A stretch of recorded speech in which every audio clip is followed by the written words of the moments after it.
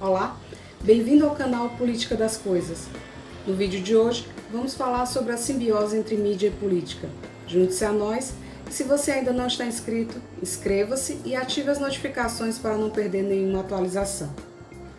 A comunicação e a política são relações sociais que caminham juntas ao longo de todo o processo histórico. Por essa razão, o conceito de simbiose parece adequado, porque, por definição, se refere à associação de longo prazo de duas espécies diferentes em uma relação que pode ser benéfica a ambos ou não.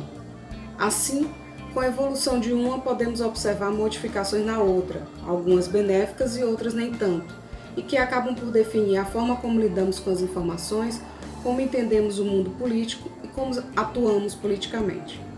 A difusão das novas tecnologias de informação e comunicação, que começaram com a imprensa escrita, passando pelo rádio e TV e atingiram seu auge com a internet, produziram um processo chamado personalização da política.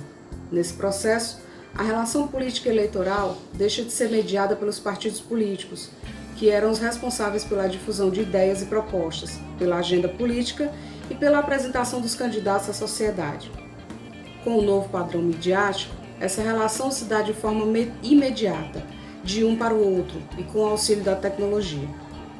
Em seu estudo sobre o governo representativo, o filósofo francês Bernard Menin refere-se a esse recorte temporal e cultural como democracia de audiência. Nessa fase da democracia, a relação entre os políticos e os cidadãos busca a confiança, que passa a ser estabelecida muito mais a partir de imagens projetadas e não necessariamente em termos de propostas concretas ou ideologias.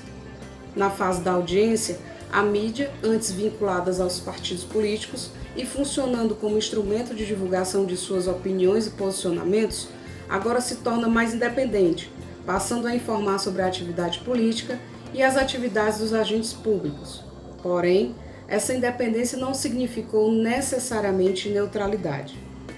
Apesar de seu importante papel democrático na difusão da livre informação, a mídia, como ator político, formada por grandes empresas, imprime também seus posicionamentos na forma como apresenta os fatos e os atores políticos. Essas interpretações influenciam nossa percepção sobre o mundo político e sobre como ele funciona, formulando uma opinião pública e pautando a agenda de discussões. Assim, a mídia passa a mediar a atividade política e os políticos precisam submeter à lógica midiática para obter visibilidade e, consequentemente, relevância.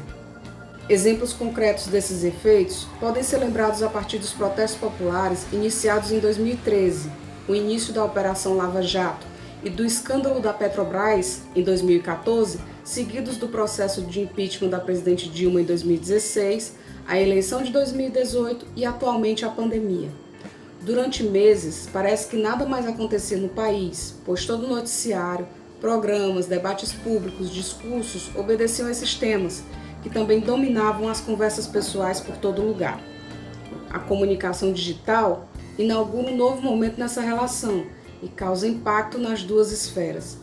A quebra do monopólio da informação e da interpretação do mundo político ocorre quando qualquer cidadão pode emitir opinião em tempo real, checar fatos, veicular informação e influenciar a opinião dos demais, consequentemente, o comportamento dos políticos. A lógica midiática, potencializada pela comunicação digital, imprime à política uma velocidade que não corresponde à sua natureza. As decisões políticas e as estratégias eleitorais e de gestão pública precisam de estudo, debate e amadurecimento, o que não ocorre dentro de um ciclo de notícias, que pode ser de horas, minutos ou atualmente de segundos. Esse descompasso acaba por imprimir no mundo político a ideia de letargia, quando as decisões e as questões políticas não são resolvidas em um estalar de dedos. O resultado dessa simbiose é uma maior vigilância e controle do poder político, que tem seus benefícios e faz parte do papel social da mídia. Mas há também malefícios, expressos na personalização do debate público, que se dá mais em cima de atitudes e menos em cima de temas. Também na confusão entre a esfera pública e a esfera privada e numa visão da atividade política como um embate negativo e quase novelesco. Essa foi a nossa reflexão de hoje. Se você gostou, dê um like, Se quiser conversar sobre algum dos pontos abordados, fala comigo nos comentários.